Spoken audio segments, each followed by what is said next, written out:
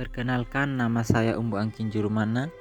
Di video kali ini saya akan menjelaskan mengenai tugas gender dalam pembangunan, yaitu yang soalnya adalah apa definisi kesenjangan gender, lalu contoh kasus empirik, lalu bagaimana cara mengatasi kesenjangan gender tersebut.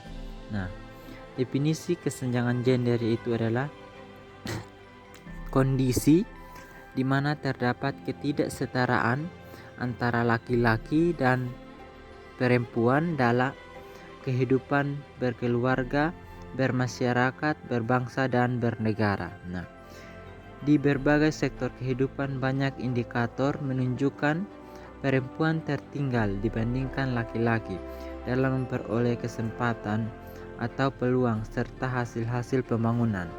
Nah, lalu contohnya itu saya mengambil pada bidang pendidikan, yaitu ketimpangan gender dalam bidang pendidikan dialami perempuan yang tinggal di desa, yaitu pemikiran bahwa perempuan bersekolah hanya untuk membaca dan menulis saja, karena pada akhirnya perempuan tersebut akan menjadi ibu rumah tangga. Hal ini sangat menghambat kesempatan perempuan desa untuk berpendidikan tinggi.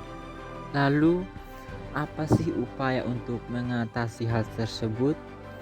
Ya, kalau menurut dari saya, harus mengadakan pemerintah harus berupaya mengambil tindakan tegas dalam hal kesenjangan gender pada bidang pendidikan terhadap perempuan. Nah, karena pemerintahlah yang memegang kekuasaan tertinggi, tentunya pemerintah mempunyai tanggung jawab yang lebih besar terhadap hal tersebut.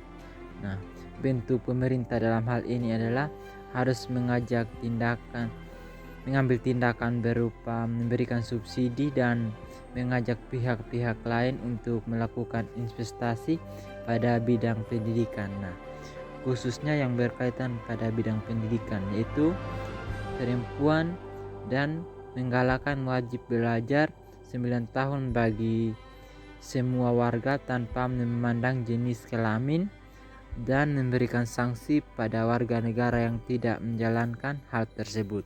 Nah, dengan adanya tindakan tegas dari pemerintah mengenai kesenjangan gender pada bidang pendidikan terhadap perempuan, yaitu maka akan terlaksana pendidikan yang merata tanpa memandang jenis kelamin, entah itu laki-laki atau perempuan. Nah, dari hal itu maka sehingga terjadinya kesetaraan gender pada bidang pendidikan tanpa memandang jenis kelamin. Mungkin hanya itu saja penjelasan dari saya mengenai tugas gender dalam pembangunan. Yang soalnya tadi itu saya sudah menjelaskan definisi kesenjangan gender, lalu contoh kasus empirik tadi sudah jelaskan yang saya ambil tadi itu pada bidang pendidikan.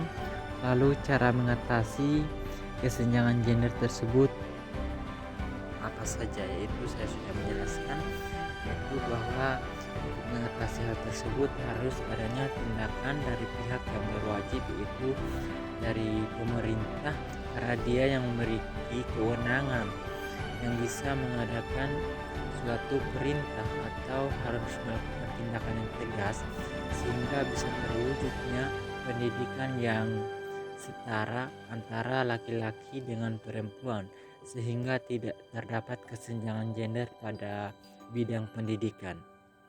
Nah, kurang dan lebihnya mungkin itu saja yang dapat saya sampaikan atau saya jelaskan dalam video ini. Semoga video ini bisa menjawab tugas gender dalam pembangunan. Terima kasih. Tuhan Yesus memberkati.